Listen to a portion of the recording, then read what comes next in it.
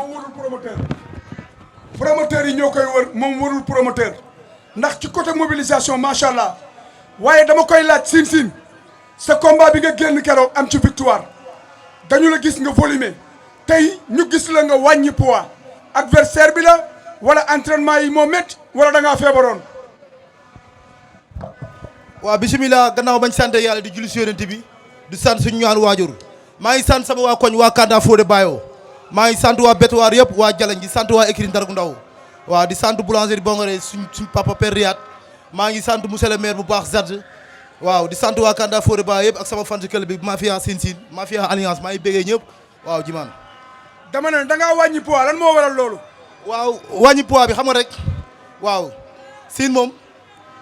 daa am poids boo xam ne nekkul sama poids man 90 kilos laa doon pesé xam nga mais moo demee ba pesé ay 75 kilos am na lu tax combat bi sama combat yu ma bëri yëpp dañ ne dafa yomb combat bi boo gisee ma wàññi poids dama bëgg a bëre loo xam ne nii tey ba stade bi yëpp nangul na man mooy loolu moo tax ma wàññi sama poids pour jàkkaarloo kii. ah Reug techniquement laa la wax ci wàllum làmb xale bii jël na combat bi au sérieux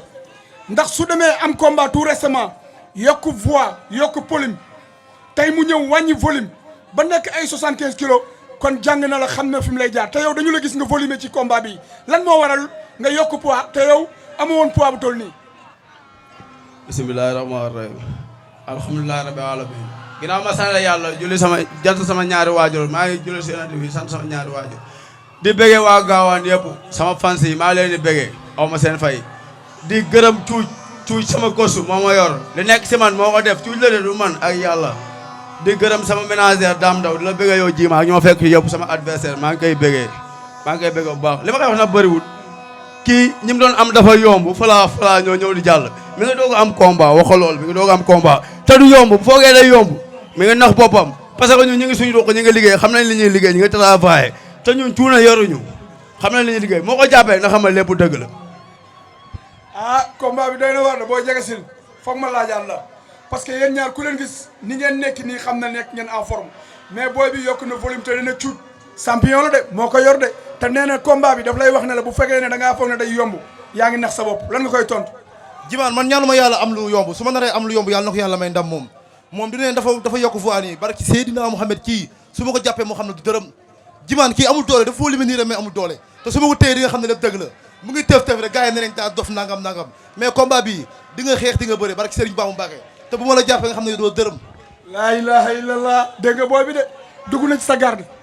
kii instant bi bu la waxee li nekk yëpp damaa jël ba pare mooy loolu noonu xaritam lañ ma jox Jogay 2 dafa daw ngeen déggoo yi ñëpp Jogay 2 lañ yóbbul avancé mu daw moom mu ne moo koy jël mooy doomu ndayam ñëwal di nga fekk li nga fi fekk di nga fa xam li nga fi fekk gaynde nga fi fekk man gaynde laa gaawaan bañ na ko ba gaynde gi lañ may ooyee mosuma dóor ni mu taxaw bakki Serigne Bamba Mbacké chaque jour pelante ñëw léegi laa toog nii rek yow xaa ba bés ba xamoo loo jël sax pelante amu fi raag ba naaw la ñu wax dañ leen a fay xaalis teg ko ci yoon nuyonte leen bala ngeen xeex fii nii nuyonte leen waaw avant tout a'uuzu billah inna wali yàlla jërëjëf Cheikh Samba Diallo borom Sagne Bambara di nuyu waa Koutal yëpp di nuyu sama adversaire di ko wax na ko nag liggéeyul ndax booba léegi mu ngi bàkku ñaqul deful dara paala demal nga liggéeyaat xale bu ndaw laa su ma la jàppee naa la teg lu mét maa la dàq bëri maa la ëpp supporter maa la ëpp sañ-sañ maa la ëpp fit maa la ëpp lu mbër di laaj paa nga loolu laa am lu may wax ak yow nag du ma la dépassé naa la jox cër jour combat bu arbitre génnee suñu diggante naa la teg lu métti yow na nga gëm sa bopp. waaw mais man damay bëgg a jommi man maa ngi doon di gis mbër mu jógee mbër mii moo jógee nag kii moo jógee dëgg nee na paa nga xale bi jógee na de dégg nga lim la wax. waaw auzu billaahi mina sheytaani rajiim nga ma sant yàlla julli si yoon bi di ñaan gaay yëpp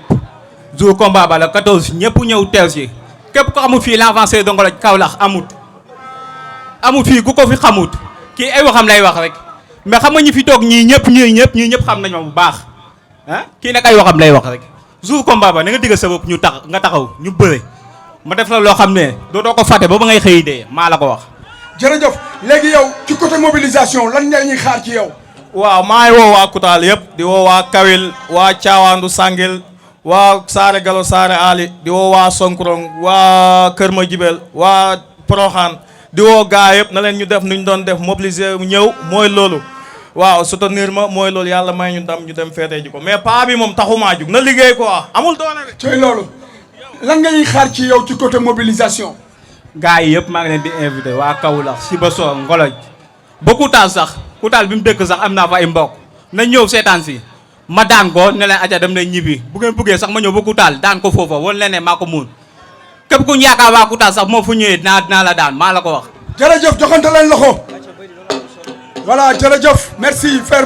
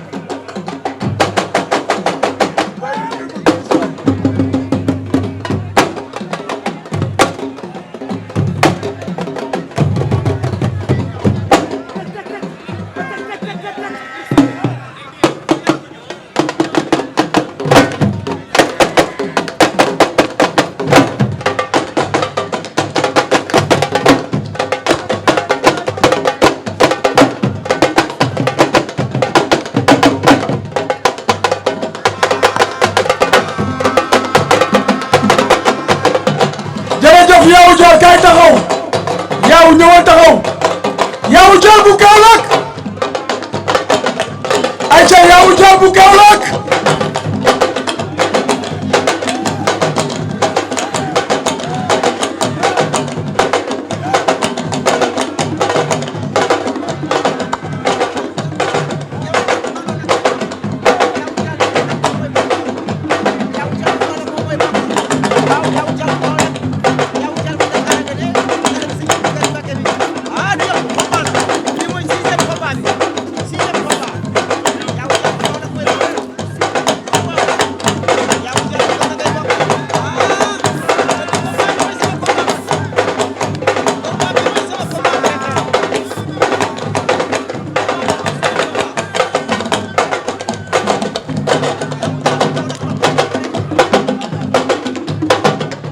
jërëjëf léegi nag dañuy dugg ci combat bi nga xam ne ñëpp ñu ngi koy xaar ah Jéggi Siraat dëkk na Yaawu Jaal combat bi nag yàgg nañ koo dox voilà léegi dañuy dugg si Yaawu ñëwal taxaw nii Yaawu ñëwal nii yow it combat bi yaakaar naa ne ñëpp xam nañ ne Kaolack ñoom ñaar mës nañu daje. muy combat boo xam ne Jàppandal production rek moo ko mën a décrocher nit yor na ay millions te mënu koo décrocher ñaari jaayu jaal yii mën nañu feesal stade la 14 waaye bala ñuy sori dama leen di wax ne restaurant bii mooy restaurant Serigne Bassirou Mbacké oto yi nga xam ne dañuy def transit ba 4 heures du matin bu la ngeen fi jaaree da ngeen lekk dañuy jaay ndékki dañuy jaay añ dañuy jaay reer te sur commande cag-cag yaa nga nee taxaw foo mën a nekk ci biir Kaolack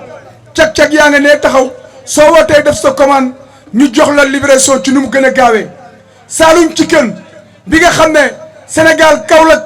adduna yëpp dañ ko bëggoon ñu innové indi Saloum Chicken nag su ngeen ko mosee du ngeen ko bàyyi ndax moom mooy ganaar yi nga xam ne dañu koy togg bu mucc ayib boo xam ne togg secret la soo ko ñemee doo ko bàyyi. Yaawu Jaal du tax ma koy njëkk a jox nga ñëw ci dëkk bi di ko ñu koy njëkk a jox ñëwal taxaw fii waaye yaay gan dañ lay ganale yaa njëkk a dugg fecc yaaw Lamine pare nga yaaw nga am combat ak Yaawu Jaal mii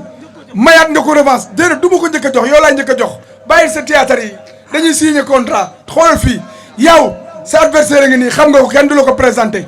yàgg nga koo dëkk yàgg na laa dëkk fu ne laaj na la fa may nga ko revanche lan nga koy wax. ndeysaan laa ilaha illallah muhammadu rasulullah sallallahu alayhi wasallam bu ma santee sang-sang yi di sant sama sëriñ Ablaye Wade di sant sëñ Abdou Karim Mbacke borom mbax ni wax laa di sant sama sëriñ Ablaye du baax a baax di sant nag waa jàppandal production ndaxte def na loo xam ne nii lu fi lig Nicolas defoon ay jamono ak Gaston Mbengue jàppandal production def na ko ànd ak seeg jimaan ndaxte man sama ñëw si biir Kaolack man sama xol da siy naat ndaxte maag moom ñëw mosoon a bëre maag moom lig Nicolas tëggu ko fii ma daan ko jël bu rëy combat bu yàgg nag te métti lool boobu diisoon na gang nag waaye nag man tamit booba temps nekkuma benn ngaak ndaxte boobu maa ngi visé woon Ablaye Wade ndax xam naa ne sama diggante paay bi moom foog solution am gis ma dara lu entraînement ma caase nag ba ma ko daanee Gaston Mbengue amaat retour ñu boor ñu mag moom moo tax tout le temps su ma duggee Kaolack la ma dégg am naa fi combat sama xel di dem keroog ba ma ko daanee ma xëy Ablaye wala ma pare téléphone ma si 33 880 xam rek pare ñu ne ma yaaw suba na la fekk pare ma ñëw foo ne maa ngi seen ñu xëy fay ma sama kër gi nekk SN Fass xam nga loolu fii kon xam nga Kaolack bii loolu jig na ma xam nga tey nga daani Yaawu Jaal bu Kaolack nga xëy Ablaye jëndal la kër bu jar 45 millions nga luye ko di si suturlu loolu teraanga jooju moo tax macha allah faale ma mbër bi di fay ko 100 millions si lamb wala 200 millions ndax tey fekkonte ma diisoon kon heure bi kenn waxatu ko kon mën naa wax ne roi des arènes maa ngi sama loxo waaye nag man spectacle bu duggee si lamb Yaawu mbër Ablaye ba far affaire bu réussir mais nag Yaawu Jaal mii vraiment dama ko ñaanal yàlla yàlla guddalee fanam te damay bëgg sax léeg-léeg jimaan kii bu affaire bi passé da nga jox sama numéro nga xam bu weer bu deewetee su ma retraité sama location sama sac bay Ablaye di may ma gannaaw yàlla ma ko siy jox loolu après jimaan noonu jox sama numéro téléphone yaa ma dégg waaye nag bul sonn nag dama bëri 4 avril arène nationale ma ñàkk Sénégal yëpp mere ma dem 14 juin dem Casamance dal fi jële bu lay ñis ñu ne ma kat yaaw victoire Casamance neex na loolu waaye victoire Ndakaaru moo ñu ko dàkkaloon ma leen dama leen doon wane ni erreur laa defoon ba yemb daal ma loolu pour lui passé na ma dem Casamance am fa ndam te xam naa ne Yaawu Jaal mi ak jàppandal production fii nga xam ne fii laa reeree léegi ba muy ñëw wax dëgg sa damaa xiifoon ndax entraînement yi métti barke Seydina Mouhamed ba ma njëkkee ñëw benn poisson mag laa njëkk a daj door ko mu daanu avant coobee ñëw mais xam naa ne lamb ji yaa dinañ xam nga yow suñu premier combat dañoo bëri woon mag yow combat bi métti combat boo xam daf métti na lool si man mais nag keroog yàlla daf ma si rek jox ma ndam mais xam naa ne wexoon na ma kat man xam naa ne jërë nga doo ragal bandi nga comme man bandi bu retraité waxe man bandi bu sippi laa waaw bandi bu sippi laa quoi si caay-caay mais xam naa ne yow barke Serigne Touba nag bu arbitre pour damay ñaan yàlla ñu yàlla fa cat ak lamine ko ak monsieur balbala barke Serigne Bamba mais xam naa ne yow bi bis ma mayee ba ma toj sama juróom-ñaari nen yooyu may indi si làmb ji mu may ma chance rek ba ma toj sama nen ba nen yi jeex yaa maag yow dinañ bëri 45 minutes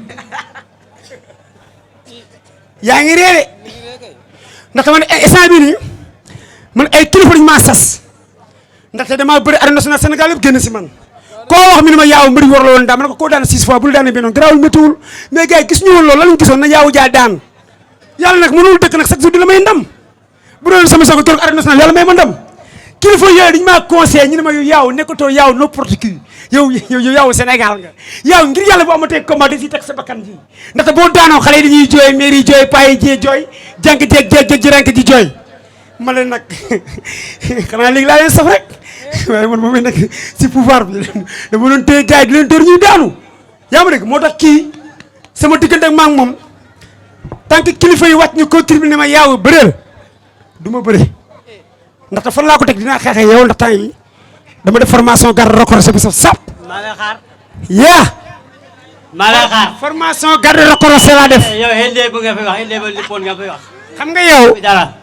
yaa. soo wax si waxu bëri ngay def yow waxu bële. sama loxo bi moom bul ñaan yàlla rek bu yóbbu ko sëriñ téyelu ko. xam naa ne boo ma laalee da ngay yow. yaa loxo gauche ak loxo droite. loolu si dal médecin nga jëm. yaa man daal maa ngi nuyu nag bon samay sponsor lu ko dalee sponsor bi dégg nga maam. jàppandal production SDPP. jàppandal production ANSEC ndeysaan. waa kër Serigne Bassirou restaurant ji yal na ko yàlla yokk si daraja Seydina Muhammad sallallahu alayhi wasallam ba lu ma daloon bu ñu ibbi station bi da ko Bargny jour combat Yékini Bombardier ba may door commissaire muy daanu keroog maa indigré station ba te man lu ma dal beneen daf ma gis daf may dalaat maa ngi siy ñaan yàlla kii yàlla si yàlla may ndam du nuyu nag ñoom As Ndaw Ndikumaan ñoom Mbacke Samb yaa ma dégg ma nag sax waaw xam nga Sénégal yëpp di nuyu nag xam nga président ASC ñaari télé Djibril Wade ak président ASC Sam-Sam 3 Seydou Diallo di sant waa Boune Are Yaaw Diallo waa Pikine waa Dalifort di nuyu nag waa Kaolack nangaan yi foog ma bëggal leen te bëggale gu ma leen sa génn gi ndàkk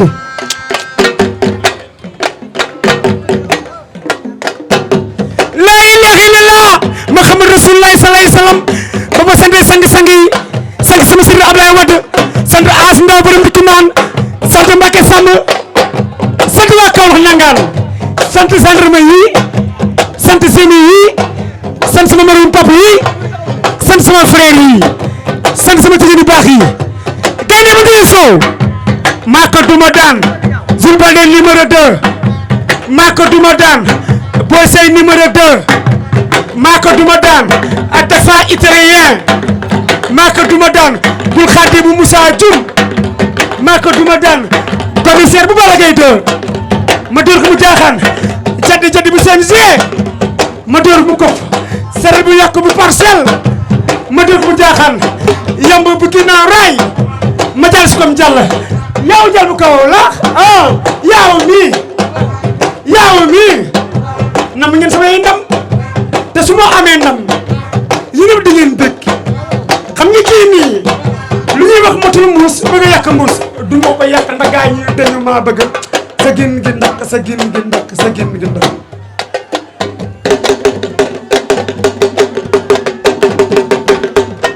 waaw waaw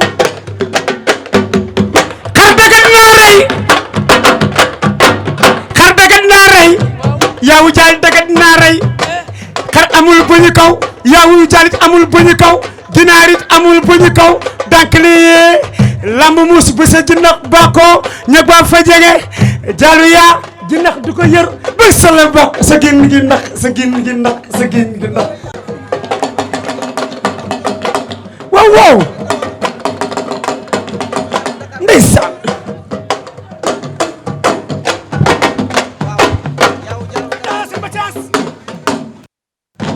jërëjëf yaaw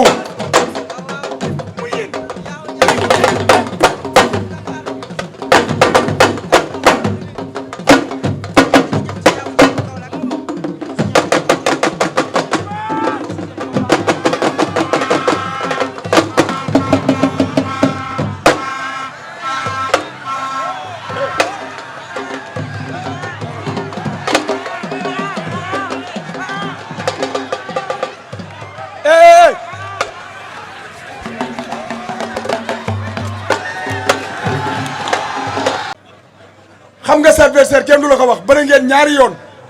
tey ngeen ñëw war a bëriwaat yaaw s'il vous plaît taxawal benn place rek lan nga koy wax ak lan nga koy tontu ginnaaw bi nga xamee ne rajo xene fii lu ko neex mu tari. asalaamaaleykum maa ngi nuyu sama mbokk yi nuyu sant yàlla nuyu sant sama waajur sama ñaari waajur yaaw jàll nag lu mu wax nii tegu ko fenn mi ngi wax rek di fenn mel di wax ni postement de Jakarta xoolal boobu moo clamé mi ngi wax rek di wax maa ngi koy xaar nag ba jour ba jour combat bi nag maa ngi koy xaar nag lu mu wax ne na dëggal boppam maa ngi sant nag sama maire madame la maire Mariama Sarr moom laa tuddee lamb ji nag moom na si jàpp parce que lamb moo am ni lamb bi dama koy teg sama bakkan parce que yaaw daal lu mu wax ni naan ma daf may dóor dama daan loolu amul loolu tegoo ko fenn yow yaaw maa ngi lay xaar ba jour lamb ja nga dëggal sa bopp yow nga xool nga wax dinaa la duma yow yaaw dinaa la duma maa la ko wax dinaa la duma dinaa jaar fu ma jaaroon fu ma jaaroon lay jaaraat da ngay jël sa revanche wala ndax ñaari yoon la daan. benn yoon la ma daan yaaw premier combat machine la aw ma woon licence dégg nga Gaston moo ko tëgg père Adjou Diouf mu ngi nelee aw ma woon licence ma dóor ko ba mu daw mu génn saako yi yaa ngi dégg mu ñëw ma yokk suba ma dem ardo mu dem si arbitre na ko aw ma licence arbitre bi arrêté yëgati si ko loxo ñaari yoon si ñaari loxo ne machine yaa ngi dégg li ma la wax léegi nag après deuxième combat bi ba ñëwee ñu bëree bañ bëree mu daan ma daan bu ma daan nag erreur la te du buraatee nag du ma daanaat. nee na ba mu la daanee na ko Ablaye may kër. waaw man nag bu ma ko daanee man Mariama Sarr moo ma may kër. loolu léegi maam Mariama Sarr du la jox xaalis pour nga jënd ay ticket nga daal di koy lekk. Mariama Sarr noonu du ma jëlee joxe ay ticket du ma ko lekk dama ko jox sama chauffeur bi may àndal ak sama mbokk yi ak sama xarit yi sama am di jàmm yi laa leen koy jox ñu ànd. yaaw sa xarit la nee na naa la jox numéro téléphone am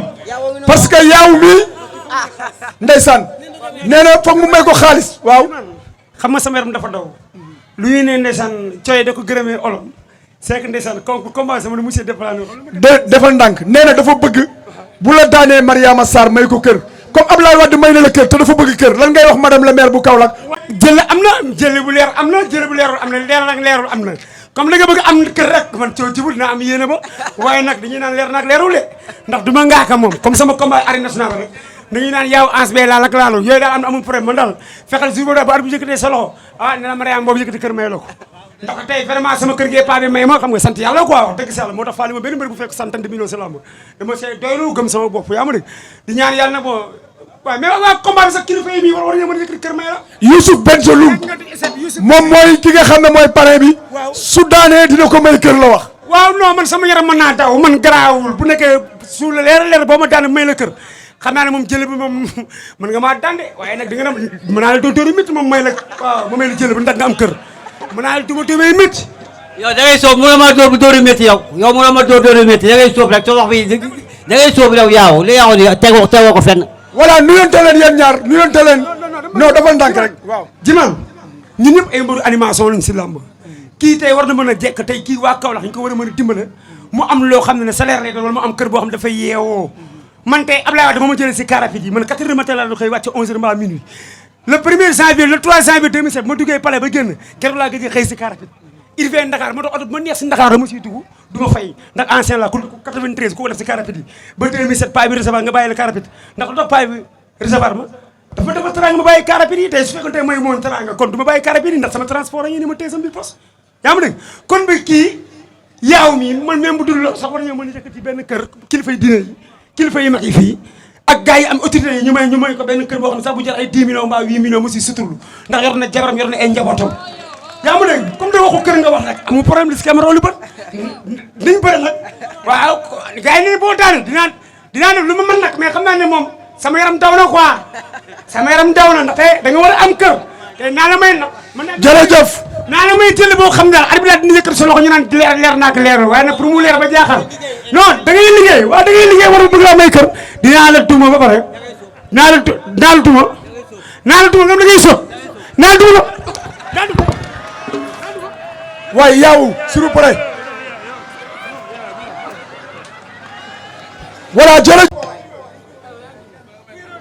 waaw salaamaaleykum waa Kaolack nangaan salaamaaleykum waa station bi nga xam ne mooy STPP waa alimentation Kër Baye di leen nuyu njàppandal production maa ngi leen di sant di leen gërëm bu baax a baax a baax lii waa Kaolack dañ ko namoon addina namu ko Sénégal namu ko yaa ngi dégg maa ngi leen di sant di leen gërëm bu baax ndax mbëgg suukar boo ko fekkee ci saako xorom da nga ko laaj loo fay wut te uude buy wax ci bëyu feeru der waa tax xam ngeen ne kii waa njàppandal yéen a ngi def erreur te li ngeen def baaxul ci santeem war ngeen ko mën a def test médical ba pare ba xam mën naa bëri ci làmb ji waaw wala déet kii day fat kii daa asma waroon ngeen maa mën a seetal beneen adversaire mën nga ma ko seetal 4 combats laa am 3 défaites benn victoire maa ngi koy sant yàlla bu baax Rapathia moo ma daan capp sa filing daan ma ñaari yoon ma daanaat Rapathia ñu tëggalaat ma combat maa ñeexu nen nen moom amul njëriñ bu fekkee bëgg naa am kilifa day nangu ñu boof ko toj ko mu doon cuuj mu tane bu doonee cuuj mën naa doon séq wala tëng mais yow ñeexu nen nga wax kon amoo kilifa ñeexu nen amul kilifa omelette ngay mujj wala baxal wala mayonnaise foofu ngay mujj mais bis boo ñëwee ci man da nga xam ne man ci may gay laay fi rek may ga laay fa la fi astafirullah ba ma bàyyee may ga laay fii laa ñëw ci ñii waa alimentation Kër Baay bii ñu may jàppale ci combat yu nekk may daanu ñuy gën di jàpp may gën di daanu ñuy gën di jàpp ba tey jii kon yow waroo maa mën a téye yow man naa jàppee ne ab ñeexu nee na taxaw sama kanam rek te wax naa la benn affaire de gis nga loo mënta yalwaan war ngaa mën a sotti sarax Maodo combat bi bu ci dem ci sëriñ bu ci dem ci fenn te xam na ndax da ngay daanu ma jox la kàddu gi mën naa laa poser question sax nga wax nooy waajee combat bi Maodo. salaamaaleykum maa ngi nuyu waa Tine Saloum yëpp tout waa Pastoor waa Casamance sama doomu ndey maa la ñaalaam indoon par moom fi combat di nuyu ñëpp di nuyu ci Mourou Mbacke Diaw ba station bi ñun dañoo kontaan parce que Saloum jël na emploi yëpp Kaolack ñuy liggéey comme mel ni moom kon station bi day gën a dox di nga restaurant bi man fii laa lekk ay ginaar hamburger salamar maa ngi bëgg hamburger salamar ginaar. luy sawarmaar lu mel ne kuy wax sangamaar. waaw d'accord. sawarmaa nga ma waaw dëgg la mais yow sama combat yow laaj ma yow jaal mi daan naa ko fii acat la mu gën acat la mu gën waaw dool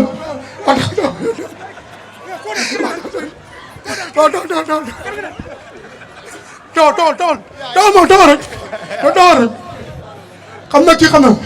yow daal mi ñu nga daan nit ñi ko laay woo nañu bañ ñëw maa ngi moom rond-point TFM du ko weddi lig na ko jéggi siraat laa lay jox mu ne ko booy bi loxoy laa ñemewut bu fekkee li may wax amul dugal taxaw weddi ko lu leer laa la wax lu leer na ñu nga amal la la yow bàyyi li nga def waay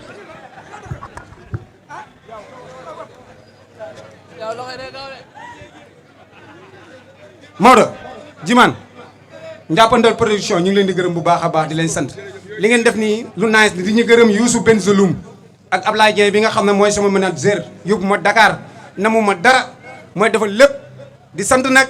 ki nga xamante ni mooy alimentation Kër Baay wallahi lazim tollu ma woon nii man su ma xawee développé tuuti génn suñu waa koñ naa ma macha allah da ngaa ceene grâce waa alimentation Kër Baay Gofio duñ ko jaarale yoon dañ ma koy jox may naan di ruy di ma jox ay hamburger ay sawarma ak lépp di sant waa Kaolack yëpp di gërëm waa Kaolack yëpp ne ñëpp teel a ñëw képp kuy bëggee jéggi siraat wóor na yàlla maa la dégg ndam képp kuy waa gaawaan maa ngi leen di gërëm bu baax a baax a baax a baax bi baax nag ngemboo ma gaawaan fi may ngemboo kenn du ko xam ndax mbërum mag laa léegi jërëjëf jéggi siraat 5e combat bi ku ko tardé nga le meilleur des combats kii mooy Malick Niang su bëree mu neex su bàkkoo mu neex passoir yëpp ñoo topp ci ginnaawam xale yaa nga nële mbër mi ëpp supporter ci làmb ngi nii waaye dafa gëj ci làmb ji bala ma koy laaj sa adversaire dama koy laaj Malick Niang fan nga newoon ak lan moo taxoon nga bàyyi li nga xam ne moom mooy làmb ndax dox du bàyyi yoonam de. waaw gannaaw may sant yàlla julli si yonent bi sant samay ñaari waajur sant waa Casaville sant ñi may supporter ñëpp sant Adjuma Diouf ak école de lutte Adjuma Diouf yëpp man gëj daw ma woon fenn maa ngi woon fii sama ruq dañ ma doon indil avance kuñ ma indil bañ na Malick Niang la ñu delloo avance bi Adjuma ngi ne dox nañ sama combat ak wulli bu Dakar am ñu jaar ci suuf yàq combat bi man mosuma dem fenn maa ngi fii lenn laa leen di wax ne leen sant yàlla bañ amee sponsor boo xamante ni mooy station Modou Mbacke Diaw bi LPP dee leen fi jënd essence yéen ñu yor Jakarta ñu yor oto dee leen fi jënd gasoil ku ci bëgg lekk gu baax dee ñëw fii bañ entraîné ba bëgg a dee di lekk ci mbaxal mu wow mi baaxul dee leen lekk gu baax waaw loolu laa am si lu may wax ba ci kanam. Malick Niang tàng na wax na dëgg nag Olof Ndiaye nee na peccum liir su neexee ndey ja moo jàpp ca mbagg ya station SDPP ak jàppandal uwaal fu ngeen leen gis taxaw leen jënd ci ñoom essence képp koo xam ne da nga bëgg a reer xale yi yéen ñi nga xam ne da ngeen a bëgg a génn comme ni ngeen koy defee nouvelle génération bi dee leen ñëw fii ci restaurant bi am na fi lépp voilà Cheikh Diagne numéro 2 sa adversaire xam nga ko bu baax adversaire boo xam ne nit ñi dañ ko doon daw kenn nanguwul jël li nga xam ne mooy avance am yow nga ñëw jël ko lan ngay wax. auzu billah inna waliya gannaaw bu ma sante yàlla julli si yonent bi sant sama ñaari waajur sant sama sëriñ Maolana Cheikh Ibrahima Niass maa ngi nuyu Imaam Niang bu baax a baax sama sëriñ di nuyu ñaar ñii nga xamante ni samay papa lañ programme bi waajuñ ko dama faa jaar ne la maa ngi dem signature ba ñoo ma andil ñaari kaar lañ ma jëlal kaar yaa ngi fii yoo xam ne dañoo ëpp daje ak ñoom ak soxnaam su ñaawul say maa leen di bëggee bu baax a baax maa ngi dégg gars yi naan ay kaar ak ay nii ay ne man mbaru gox laa jimaan Malick Niang mi dama koy sant bu baax gërëm ko yàgg naa Kaolack mënu ma fexe ba am combat sama gars yëpp di am combat di bëree kenn nangu maa jël fii dañ naan dañu mbapat képp koo xamante ni mus nga daan bul ci dugg numéro 2 na yëkkati loxoom kenn du ko fi wax Kaolack toog naa ñaari at yu ma daanul isin doole bu dee mi ngi ci mbooloo mi na génn bu may dajee ak mooy ki ramation lambu kanda bi ki ko ramation bi may dajee moom demi final maa moo ma ànd ñu yegg mu ne may ma ne may ñu dajee loolu yëpp amul solo combat métti trop ma toog ñaari at yoo xamante ni Kaolack fii nii kenn ñëmuwut a taxaw ne toog na ci kaw bul ci dugg numéro 2 amul avant loolu man du ma mbëru koñ man mbëru gox laa première su ma jugee Medina Baye day jug Coofak day jóg Sam day jóg Medina Mbaba day jóg ma pare Medina su ma jugee foofu dem wàll àll ba bawuma kenn maa ngi oo waa kër de Sadio Taïba Niassène Thiamène Sanc Touba Fall kër Amar Arsa Kolma Dior Dior Mbitiyeen Thiamène Waalo Ceriak Cubeen Touba Fall bawuma fenn surtout sama dëkku maam muy kër Amar Arsa bawuma kenn. jërëjëf champion loolu dinañ ci xam dara bu vendredi jotee boo woowee fii saako nga commande 4 talons billets léegi yow Malick Niang sa adversaire dégg nga ko nee na 2 ans yoo xam ne amul kenn ku mën a taxaw fii daan ne daan nga ko xaw ma daa amul ay combat xaw ma day bëri di daan lan nga koy tontu ci loolu. kii man xaw ma ko keroog ba ajjuma ñëwee di indi avance bi laa jël ajjuma wax naa ko kii tey laa koy soog a gis barki Seydina Mohamed. loolu est-ce que du danger. man dara nekkul danger si man kii ñu may dajale ko gën a garaaw maa ngi toog léegi dégg bu naan ay dama mbapat ay usine doole maa toog ci dënnam mbapat Sidaat mu maam njambaan maa toog ci dënnam jéem a jaay rëy boo ñëwee danaa la duma yu metti du nekk da nga sant pour li nga jël avance bi danaa la duma man looy jaay maa la ko pële man Casaville laa dëkk ci horaire bi bii si may indi aw ma bu ma fay benn dërëm ay ñoom dem ba gars yi yëpp dërëm du ma ko fay oto yi may indi barke Seydina Mohamed horaire dafay sóob dafay sóob kii paala kii dama koy sant gërëm ko parce que li ma jël looloo tax nee nga da nga ma duma su bis baa dëggalee sa bopp soo dëggalee sa bopp dinaa la duma dinaa la daan man xale bu ndaw laa xale bu ndaw xale doole xale kattan doole kaa ñaame léegi nag jimaan bul may ma tuuti rek ngir yàlla ndax lu mu wiiri la 14 dana ñëw incha allah ñaareel ba mooy téyel sa loxo tuuti rek mobilisation bi ñu ngi la ciy xaar ndax mbëru gox nga ASC Deggo dañoo nekk sa ginnaaw lan ngay woote pour le 14 incha allah ci bisu jàppandal production bi. auzu billaahi mina shaytaani rajiim bismillaahi rahmaani rahiim ginnaaw buñ sant yàlla julli si yonent bi di sant suñu ñaari waajur di sant suñu sëriñ waaw di sant ñi ma àndal ñëpp di sant sama waa ji Axma di sant Ikri Maam Njambaan aw ma seen fay di sant Fëgala ak Tafa di leen ñaanal ndam lu sedd guy waaw mais jimaan loolu moom wax dëgg fa yàlla Pambay xam na ñëpp xam nañ man su ma jugee ñëpp ay jug ak ñu tuddee drapeau bi te du ma lekk àq barki Seydina Mohamed kenn du ma fa ëpp mbooloo barki Seydina Mohamed dimaan du ma lekk àq billaahi wallaahi yow xam nga sax billaahi wallaahi keroog aw ma dara lu may wax ci moom waaw kii sama waay la di sanal mi sama xarit la mais maa lay ñaanal jàmm mais gën a jege gën a yaay Fëgala laa àndal moom laay ñaanal jàmm di ko ñaanal ndam lu sedd guy ak bu si dugg waaw parce que ñi ngi daj lu métti di sant Kër Lion mële aw ma fayam ay Cheikh Bambara Sidaat di leen ñaanal jàmm lamb ju ñu jëm yàlla may leen si ndam Ikri Maam Njambaan nekk fañ nekkoon loolu daal laa si wax jimaan jërëjëf muy maa ngi sant yàlla di julli si yonente bi sallallahu alayhi wa sallam di sant sama père am parce que tey yaakaar naa li nekk si man moo ko si def di sant ñi fi teew yëpp di sant sponsor yi waa Jolof di sant Njàppandal production ñoom moom maa ngi ñoom duñ ñaar kenn lañ Pape Mbaye moo ma yar xam na lépp am na loo xam ne sax jaru ko ñuy toog fii di wax wala nekk fii di guddal détail sama diggante ak moom àdduna yëpp xam nañ ko di sant aussi tamit waa station yi SDPP waaw ñu waa alimentation waa Kër Baye di sant aussi Tafa di sant ñëpp maa ngi sant sama waa Gàlle di sant aussi samay supporters di sant ñëpp ñoom xam nañ tey boo gisee tey ma ñëw dal nii sedd nii ñëpp xam nañ trompeur ci yëngal ak xam nga signature du ma ko may dara peut-être bu fi toogoon dina gën a garaaw mais yàlla moo defee ni ko neex maa ngi koy jaale wajuram boobu génn àdduna parce que maa ko njëkk a ñam xam naa li si wajur tey boo gisee ma ñëw dal rek c'est parce que ñu bëri dina leen jaaxal mais am na lu tax parce que booy wax te gisoo koy waxal yaakaar naa da nga war a noppi mais maa ngi koy ñaanal wér di ko ñaanal wér la di ko ñaanal ñi fi teew yëpp bu jour ba ñu ñëw teew stade Lamine Gueye waaw yàlla suturaal ma am ndam ci kaw moom xam na ni du yomb du set moo la gën a xam ni du yomb xëy na nag li ko téye xëy na ay dëj laag yooyu mais maa ngi koy ñaanal bu jour ba yàlla may ko kattan ak tal ba mu mën a ñëw bëre si dara bañ a manqué ci moom mu nekk en forme ma def ko li ma koy def parce que gaynde li comme ni nga waxee gaynde mer la fanaanoo koo ko yóbbul mu delloo ko kii di hôtel kii ci bu ci dugg fu ne gars yi dugal nañ fa seen avance gars yi bañ waaye ñaari xale yi lamb moo leen boole ki daan ak ki daanu yëpp ay ndaanan lañu ñaari xale yi ñaari champion lañu hôtel sa avance da doon taxawaalu utal la combat jafe ñu jox la bu ci dugg ci ñaari fan ñu waxtaan nga nangu jël combat bi lan moo tax nga jël ko ak nan nga nar a bëree la 14. waaw maa ngi ziar ñëpp di nuyu ñëpp ñu toog fii nii di nuyu suñu papa yi di nuyu waa Busaan yi ñëpp waa Saara waa Are yi man ñii laa am gis nga ñii nii yàlla xam ne su may sonn ñoom ñii ñoo tax di nuyu nag waa station STTP bi jàppandal di leen sant di leen gërëm ndax li ñu def ni yombul di nuyu it koo xam ne nii moom a njëkk a fayal saal ndax nit soo la defalee lu baax faw nga wax ko Seck Gérant maa ngi koy ziar bu baax a baax a baax fu mu mun di toll ci nu mbooloo mi xamal ne fekk naa ko foofu jox ko loxo xam nga di nuyu ñëpp ay autorités yi toog fii yëpp ak CNG bi xam nga ñëpp daal maa ngi leen ziar waaw. lan ngay wax sa adversaire. waaw suma adversaire moom man ak moom xamante nañ. dëgg la xamante nañ bu baax a baax a baax a baax maanaam mun na nekk ci kanamu gars yi nii rek xam nga di lëre gars yi mais maanaam man dama mën a bëre macha allah nag maa ngi koy ñaanal jàmm di ñaanal sama bopp jàmm ba jour ba.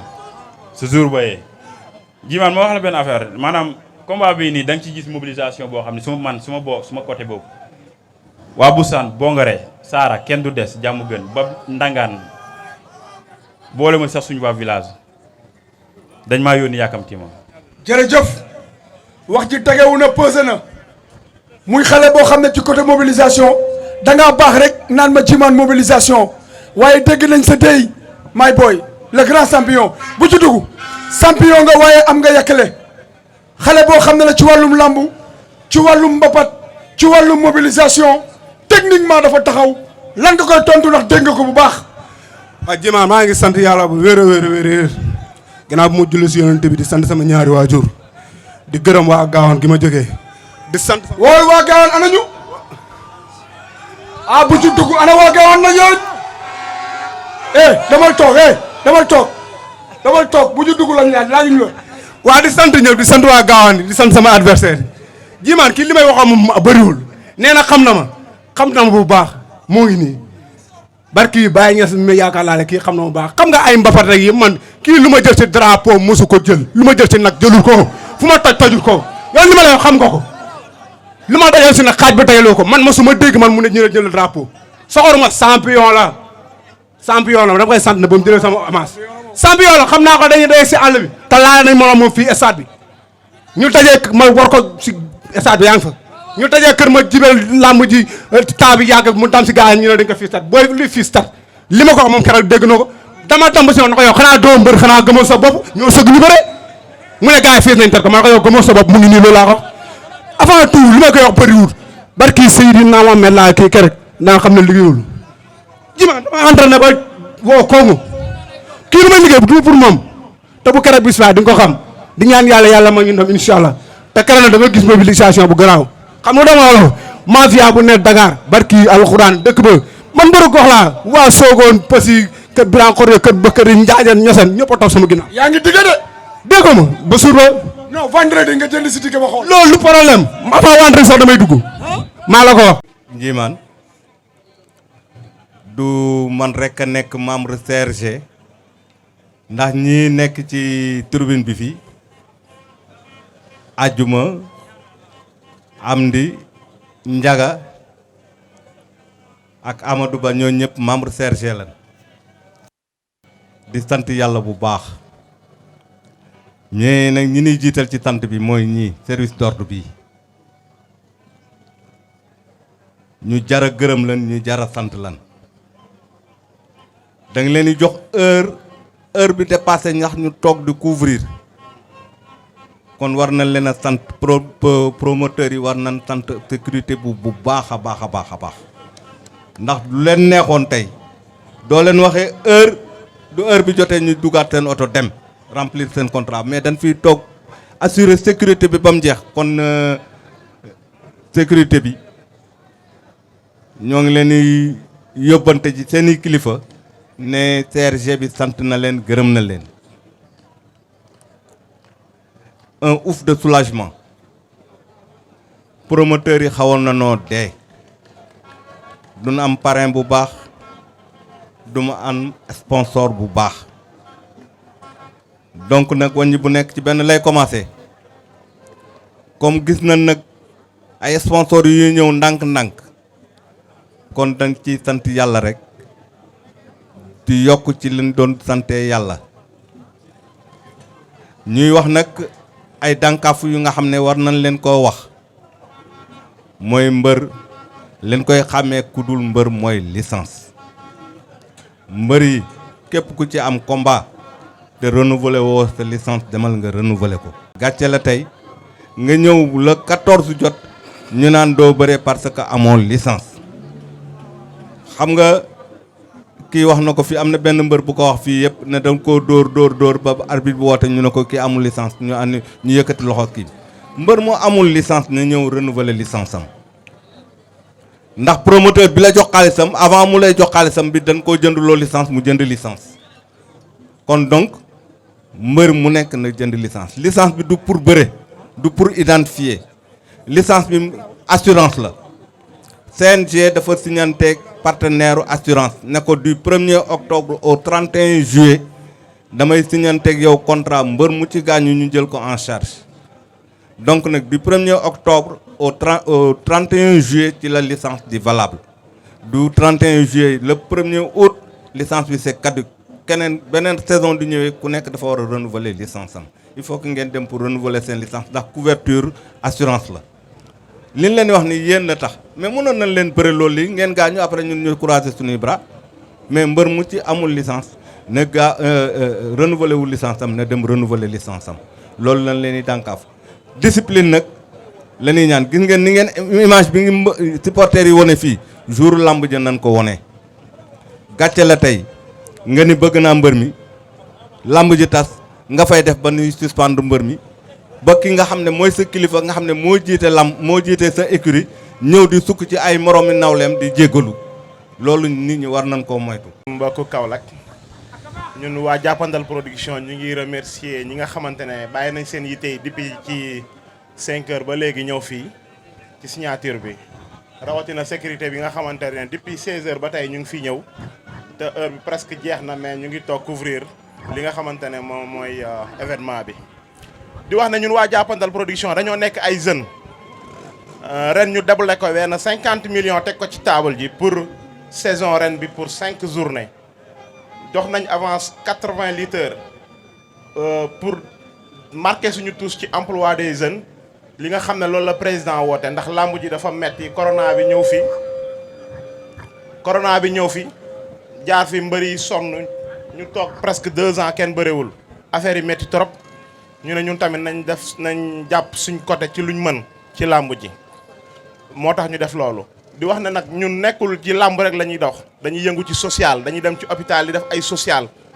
di jàppale néew di doole ñun waa jàppandal production ak équipe bi yëpp di wax ne nag ñu ngi remercier waa alimentation Kër Baye ak waa restaurant Serigne Bassirou Mbacké ñoom Tafa Lamine ñu ngi leen di remercier bu baax parce que ba ñëwee seet si Tafa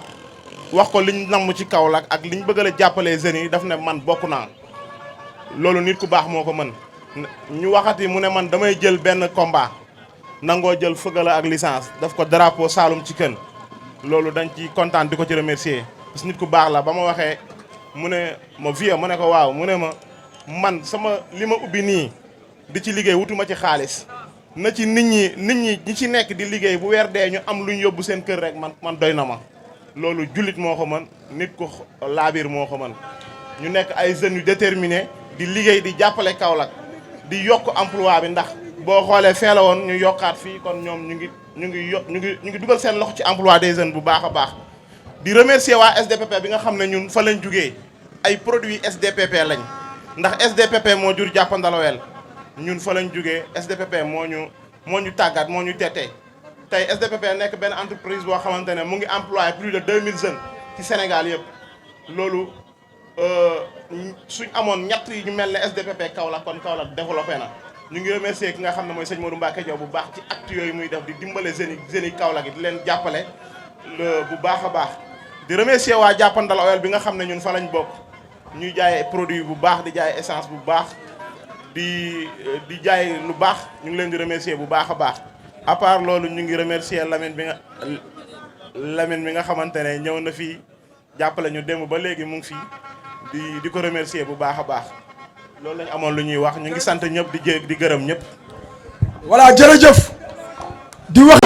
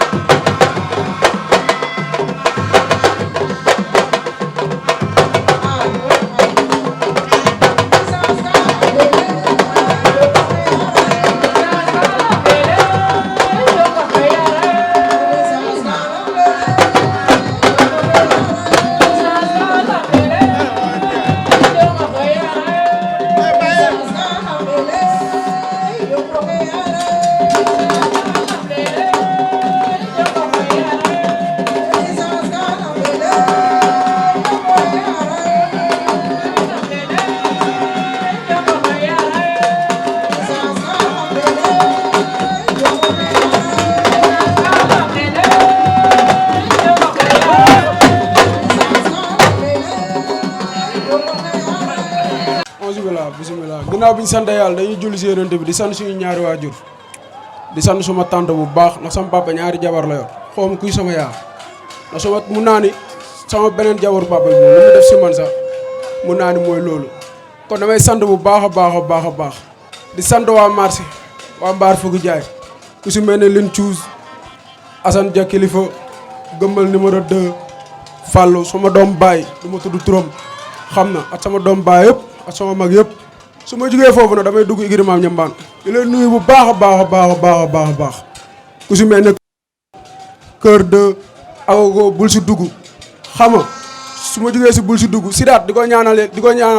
yàlla na ko yàlla may combat ndax gëj naa bëre trop te waa jàppandal samay gaay ngeen samay doomu nday ngeen bëgg naa ngeen ñëwaat igri maam ñambaan jëlaat fa ko ni ngeen jëlee nii di ñaan gaa yëpp yàlla na leen yàlla may ndam waa igri maam ñambaan su ma jugee si loolu damay sant sama ménagère bëriwul lu may wax si licence bëriwul mooy lan ñun ñaar man mun naa ni xale la moom mag la dajee nañ si àll bi bëre njaafat yàlla def ñu bëre ba temps bi jeex mu gagné ma pile di ko wax ni ko boobu ba léegi may ràññee boobu bëreeguma arène may ràññee ba tey am 7 combats 5 victoires 2 matchs nuls bii mooy sama 8e combat kon di ràññee ba egg si fii nii kon man ak moom ñoo war a jàkkaarloo lu ma koy wax chaque jour bëriwul licence barke alxuraan faaliwuma la yëguma la xaw ma ne yaa ngi dund xaw ma ne yaa ngi dox man lu ma lay xamal mooy lenn su arbitre prix di nga xeex di nga bëre si kàttanu yàlla ak borom bi di nga xeex di nga bëre loolu laa lay wax nga dégg ko bu baax man lijjantuuma la si benn côté te lu ma lay wax ne nga dem contact gi moo gën nga bàyyi sa wax ju bëri ji topp saali di rend di wër fëgal dafa entraîné di sant waa gam yi bu baax di lay wax ne nañ waaj ku si mel ne Mor Puna ku si mel ne Diouf jàpp nañ si bu baax waa Serekunda Yërmande xaarim sama grand ku si mel ne Mout Faye ñoom France ñoom ñëpp maa ngi leen di oo ñu ñëw te bis ba dinañ ñëw sama open presse nag le 10 waaw man lijjantiwuma sa bos sama bos daal nee naa lijjantiwuma la man lijjantiwuma la yow man sama bopp laa lijjanti këy. bisimilah asalaamaaleykum gannaaw ma sant yàlla julli si yenente bi maa ngi sant suma ñaari waajur di sant ñu fi teew yëpp yu si tribune bi suñu papa yi suñu nijaay yi ak suma mbokk mbër yi fi toog yëpp maa ngi leen sant di leen gërëm vraiment di kontaan du ma gis fekkee fi Mor kii suma grand la suma lépp la dama ko bugg yàlla dama ko essayé ba gars yi ñu ne ma xanaa Mor sa papa la may la man moom laa gëm parce que man ma ko fekkee lamb damay kontaan barke Seydina Muhammad parce que lu muy def moo ma neex sans comprendre di sant ñëpp na jimaan maa lay sant bu baax a baax parce que combat bi am na loo si joué combat bi ñu bëri doxoon nañ ko muy rocceeku kon yàlla def nga dox ko ba mu sotti maa lay sant bu baax di sant mbër yu fi toog yëpp nag di sant promoteur bi ak borom drapeau ku ñu tuddee drapeau bi Saloum cib sa la xawma ko som sa pa waaw maa koy sant bu baax a baax waaw maa ngi leen sant ñëpp di nuyu nag su may supporters yëpp waa Koutal yi bayuma kenn ma limee damay jum jimaan benn affaire laa lay wax man kii du ma moromam si lépp man nee naa la man chaque jour moo law ko man du ma mbëri koñ man mbëri gox laa essaye comprendre boo jegee Pau Noiro ba fu mun a yem man la ñuy bëggee man maay Koutal nag maa ngi koy sant bayuma kenn ñëpp surtout suma doomu day Demba koo xam ne maam moom depuis bi mu nekkee booy bu léegi ñoo jàngandoo métier bu ñu amandoo diplôme vraiment heure bi ma ko wooyee du si teg baat parce que Seydina ma parfois damay am programme bu ko woo sax dama ko ruus a woo maa ngi ziar ñëpp nag bayuma kenn vraiment ak ñoom mi ngi ak waa arrêt Jakarta bi ñoom seen président Boubou Ngaare ma limee rek mun naa juum maa ngi ziar ñëpp Koutal bayuma kenn di ñaanal suma rakk bi nag ndam yàlla na ko yàlla may ndam bu sedd guy vraiment parce que suma rakk ma respecté la kenn Koutal ba Caawando ba Kawilu ba Kumbal Koylal bayuma kenn Ker Soose Sayaneem Batara bayuma waa Kër Jara ba waa Passy bayuma kenn Njaafat ñëpp maa leen di woo ñu ñëw si combat bi ñu ngi waaj combat bi bu baax a baax Feugeula mii lu ma koy wax du bëri moom xam na te lu ko jëlloo combat bi man xam naa ko ku ko jëlloo man xam naa ko Feugeula dafa tiir si combat bi boo entraîné wul si dafa topp Jakartaay di wër ay sëriñ ba man fu may tibbee mu ñëw fa ñëwaar fa di dem foo xam ne muy noonu barke Seydina Mouhamed Feugeula fu may rootee sax dafaa dem ndax tiit barke Seydina Mouhamed te mu waxee da ngay waaru kii ni ma ko xamee barke yàlla boo Feugeula lam moo ñu boole dama leen ñaanal yàlla may la wér a wérle may sa supporter yi wér a wérle ba jour ba incha allah yàlla may ma dam te yow xam nga ne dangaa jël combat bi waaye jëloo ko pour victoire ku la ko jëlloo man xam naa ko yow xam nga lu mu la wax ba maa yow dañoo bokk école waaye bokkuñ classe Feugeula licence ngay waxal man cappaacoli bi man nga jàkkaarloo di wax ak man gaynde Saalum bi Feugeula yow wër na yàlla yow dëgg may ma expliquer la yow nee nga mbëri mbapat nga da ngay mbapat man xaw ma luy mbapat mosuma faa dugg mosuma takk sérati mbapat xaw ma sax luy mbapat xaw ma luy mbapat sax nee nga mbëri mbapat nga yow mbëri mbapat nga jëlal man xaw ma mbapat léegi nag na nga dëggal sa bopp bu jour ba bu arbitre soufflé bu des ñu ñaar kese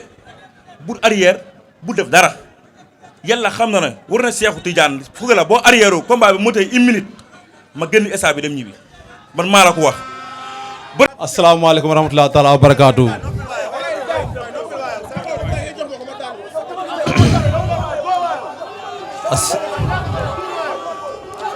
asalaamaaleykum wa rahmatulah taala wa barakaatu. maa ngi nuyu waa Kaolack nu mu toll yëpp maa leen nuyu di leen sant ndax léegi man nekk ma mbëri Asalem Sara wala ay Kër Waka mbëri Kaolack laa presque ndax booy fi nekk yëpp tëdd naa leen dugg biir Ndakaaru génne fi ay booy yu du jeex ma tër leen kon boog naan di faal bu ñëwaatee fii dama koy tër ay defet la tegle Dakar léeg-léeg day ñëwaat fii pour soxaleeku du fi soxaleeku fii plaque lay waxal dëgër këcc man la dëgër këcc boo déggee dëgër këcc fii la waaw ba bés ba sooba yàlla waaw du nuyu suma supporters yi ñëpp di ko dalee Ket Socé Kër Wak Lamaram xam nga ba ay Kawicaan ak ñoom Gindoor ak yooyu noonu xam nga ñëw xam nga Asalem Sara di nuyu suma supporters yi fa nekk boo déggee mobilisation bi nii tey amul suma koñ ay xew-xew fa nekk yu dul jeex moo fa nekk sama buntu kër sax tant moo fa nekk gàmm moo fa nekk parce que dama koo jéggi ñëw fii moo tax gars yi ñëwuñ ande bu yaakaar ne mbooloo bi nii la yem de bii paa du yomb de barki sëñ Touba du yomb bii paa sama móoru sama morom mi leer na la ñu nekk Europe dañoo préparé jënd ay billets yi bëri waxatuma la man mii ak ñeneen laa la wax nii barki sëñ Touba di leen woo si jour ba ñu ñëw waaw fu ñu mënta nekk sama supporter fu mu mënta nekk na ñëw muy Dakar rek Thiès ak Fatick ak ñëpp naa ne li ma koy wax bëriwul comme tey daw na maa ngay xaar la 14 sooba yàlla comme tey moom daw na moom mënu ma ko wax dara ok la 14 laa koy xaar fii Kaolack fii laa koy xaar sooba yàlla fii la xorom si nekk sa waay fii la koy jëlee defet bi tam fii la koy jëlee combat bi non instant nag temps bi jóge ko Dakar amoon naa poids fu mu toll nii boo ñëwee si ajuma bu la xool rek dina war naa mën a xam ne yow mi mooy loolu waaw damaa wàññi ay poids yu bëri sax gën naa 10 lii li ma gënee si poids bëri na sa waay boo paree formation bu doon def Dakar moo tax ma gën a dégraissé wu formation bu doon def Dakar presque une semaine xaw ma ëpp na 2 semaines moom gën a dégraissé wu loo xam ne ngay daw 8 heures ba ay midi nga xëy daw il faut nga dégraissé wu non si lépp laa ko pare combat bi jar na ma lu nekk laa indi am na militaire lépp laa yóbbaale lu may dem guerre lépp laa yóbbaale di muy dóor muy bëre bi lépp laa indaale lépp bàyyi ma dara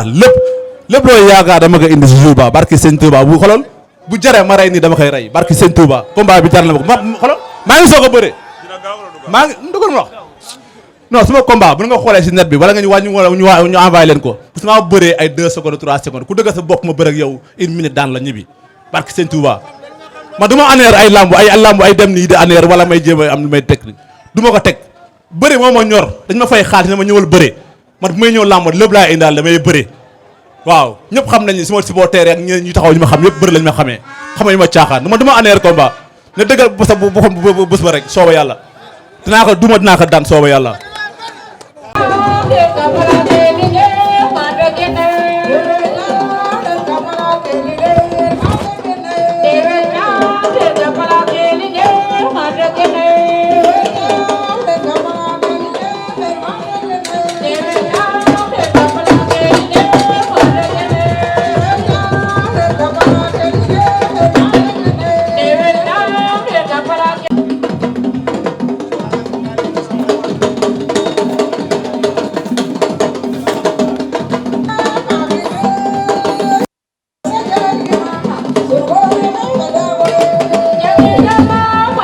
mooy Aïda Blondin mooy wax tey dañuy régulariser.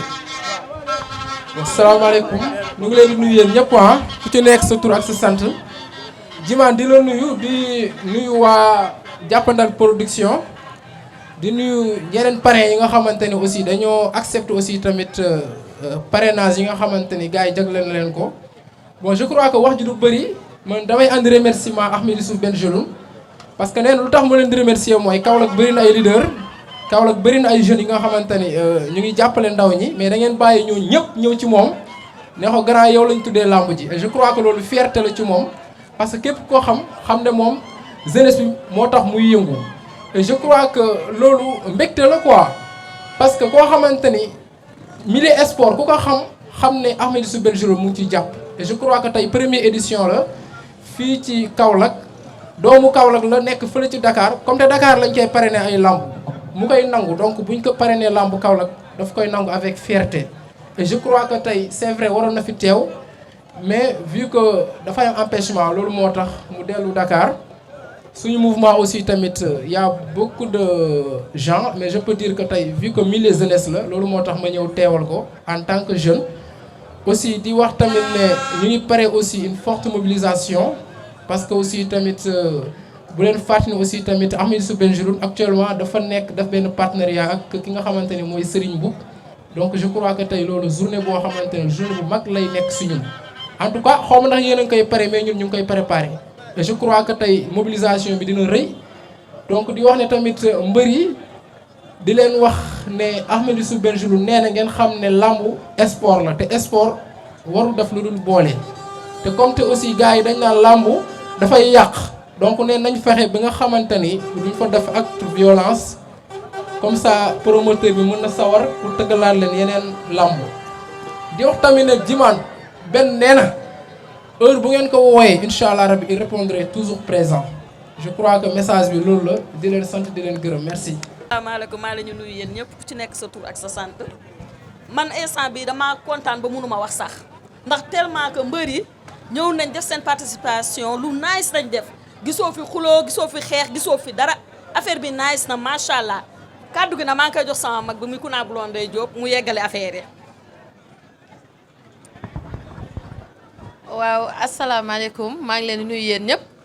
wax dëgg yàlla di kontaan lool ci invitation bi ndax jàppandal production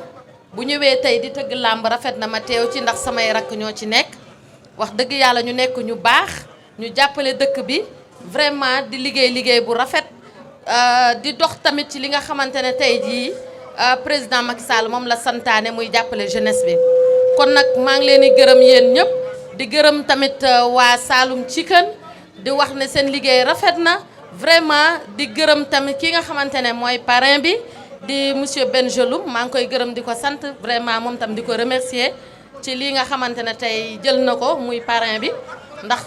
jàppandal moom ku ko tudd xam ne samay rakk ñoo ci nekk kon nag maa ngi leen di gërëm yéen ñëpp di oo waa Kaolack yëpp nag le 14 bu ko kenn ute incha allahu rabbi jërë ngeen jëf. Plaqué le grand champion deuxième journée bi nag le 11 décembre la xale yi bëre fii indi mobilisation ñoo koy bëre Plaqué le grand champion Plaqué bu Adjuma Diouf Plaqué le roi de Kaolack Plaqué le fair play Plaqué bu Sara Plaqué bu Kër Wak Plaqué bu Kër Madiabel Plaqué bu champion bu mag a mag Plaqué sa adversaire day dugg na mooy gi daw na rël kenn gisu ko mënuñ ko jot téléphone mënuñ ko teg bët waaye mënul raw ndax la kaddo su mu ne danañ ko jëli lan nga koy wax jàkkaarloog gars yi wax ko lu wéer kenn na ko foo mën a dem danañ la indi la kaddo fii ci Kaolack nga sëgg bëre ndax yaa laal avance waa jàppandal production. mbokk yi suivre luttetv.com ñu ngi leen nuyuwaat ba léegi di leen ziare ñoo ngi Kaolack ba léegi rek ci combat bu am solo bi nga xamante ni moom lañ fi amal le 14 bii nii journée bu am solo ak jàppandal production. Saloum Chicken nag am nañ ci drapeau bu am solo ñu ñëw toog ki nga xamante ne moom mooy parrain bi fas yéene waxtaan ak moom tuuti ci combat bi nga xamante ne duppee nañ ko waaye waxtaan ak moom tamit ci waa jàppandal production maa ngi lay nuyu bu baax a baax di la ziar. maa ngi lay fay bu baax di rafetlu seen teewaay bu baax si signature combat bi ñëw teewlu si di gërëm tamit waa jàppandal production gis nañ seen taxawaay si dëkk bi. ñun tamit dañoo nekk ay opérateur économique yoo xam ne dañoo nekk si dëkk bi pour développer dëkk bi xam nga moo tax lépp yëngatu rek bu am Kaolack dañ siy rafetlu bu baax pour ñëw ànd seeg ñoom ak liggéey bi nu mu gën a rafetee ñu gën see jàppalante ñu dugg si bisimilah rahmaani rahiim yegg si alhamdulilah rabbil alamina tey la signature combat bi te contrat bi ñu ànd seeg ñoom ba jour lamb bi incha allah au stade Lamine Gueye.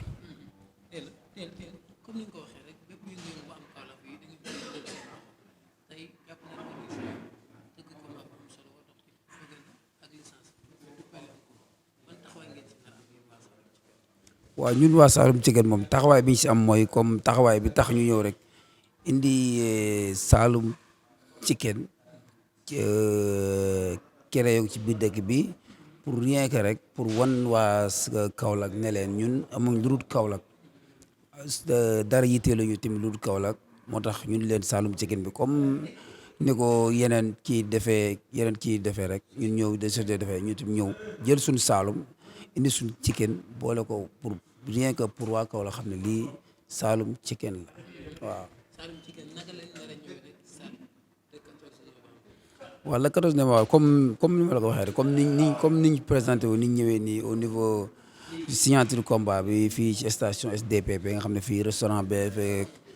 boutique baa ngi fekk station baa ngi fii am na fi si grande salle de cérémonie yaa ngi dégg. ni ñëwee ci signature contrat bi noonu la ñuy ñëwaatee ak rigueur ak doole si stade Lamine Gueye ànd seeg groupe complexe Kër Baye bi nga waxee moo indi lépp moo indi restaurant Serigne Bassirou Mbacké ñëw ànd ak bootu ñëw en même temps dugal Saloum Chicken bi ñu ànd di si defar ànd ñoom si liggéey bu rafet boo xam ne incha allah bëgg nañu waa Kaolack yëpp gis seen bopp incha allah. non Saloum Chicken ginaar gi maanaam lancement la parce que nit ñi moom lañ gën a xam chicken waaw mais bientôt am na leneen lu war a ñëw yaa ngi dégg am na yeneen yoo xam ne yu war a ñëw la si maanaam si comme Saalum bi lay nekk mais su boobaa nag Saalum leneen lay nekk mu ngi ñëw si kanam Saalum leneen bu ñu nee Saalum chicken moom chicken moom xam nañ ne ginaar la waaw ñëpp xam nañ ne ginaar la mais nag am na Saalum am na leneen lu muy indiwaat am na yeneen yoo xam ne ñu ngi koy travail waat xam naa bientôt incha allah yëpp dinañ si teg seen bët incha allah. mbër yi nga xamante ne ñoom lañ duppee drapeau bi pour ñu ne xam ne mbër jógee bëgg na waa koo xam ne topp ko naka la Saalum Chicken fas yéene def ak ñoom parce que dañu soxla nañ ay billets ndax Saalum Chicken dana jàppale mbër yi ci côté bi. waaw Saalum Chicken dina jàppale mbër yi si côté bi yëpp ak entourage mbër bi yëpp yaa ngi dégg ñu ngi leen di woo ñoom ñëpp ñu ñëw teew gis waa Saalum Chicken ñi ngi liggéey ànd see ñoom jël mbër yi pare leen solal ay blouson yoo xam ne dañuy gis Saalum Chicken gi boo xam ne ak ñoo xam ne ni ñu ko bëggee rek mbër yi moom pare nañ seen blouson yi ba pare pour ñu sol ko ñëw ànd ak ñoom signature combat bi jour lamb bi pare nañ Saalum Chicken ànd ak benn équipe boo xam ne sol ay t-shirt mobiliser ànd ak mbër yi wane ne daal Saalum Chicken ñu ngi fi daal pour ànd ak waa Kaolack yëpp. waaw waa Kaolack yëpp maa ngi leen di lancer message ne la daal Kaolack nit ku ne li Olof Njaay di wax bay daal sa wewu tànk bay sa wewu tànk soo ko déggee mooy bay si sa wewu tànk boo ko déggee mooy li ngay dàq si dëkk bi si feneen ñu tegaloo ko sa biir dëkk nga ñëw mu ngi fekk indiloo ko sa biir dëkk nga mën ko fa jël nga jëriñoo ko ñun nag moom Kaolack Kaolack la moo ñu intéressé comme waa Jàppandal production ñu ñëwee ñoom di def ay activités yoo xam ne comme mbëri Dakar yi comme Dakar arène bi ni mu fa demee ñoom tamit ñu ngi leen di sant di leen gërëm bu baax di rafetlu seen taxawaay comme niñ bëggee Kaolack di fi créer ay lamb di créer di mobiliser jeunes yi di xeex tamit ndóol gi parce que xam nga rek jeunes yi am na si ñoo xam ne la plupart boo xoolee boo demee ci tefes yi salle d'entraînement yi boo xoolee ñëpp da nga naan jeunes yëpp a ngi fa yaa ngi dégg ñoom tamit ñi ngi xeex ndóol googu yaa ngi dégg di jàppale jeunes yi yaa ngi dégg pour ñuy mobiliser di am courage xam nga ñoom tamit waa Jàppandal production ñu ngi leen di gërëm ci loolu bu baax waaw gis nañ seen taxawaay baax ci dëkk bi. non jour combat bi moom bu ñu nee sax naa demee combat ñëpp mën nañoo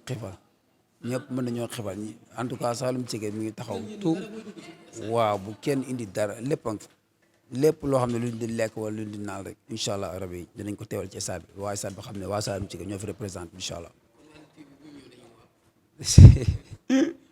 loolu amul benn problème jërëjëf Lamine jërëjëf ñu ngi sant bu baax ñu ngi sant yàlla dafa def taxawaay dëgëral seen taxawaay yéen itam gis nañ liggéey bi ngeen defee si vraiment si média bi ci àdduna wërngal këpp nit ñaa ngi seetaan seen bi yàlla na gën a jëm kanam incha allah.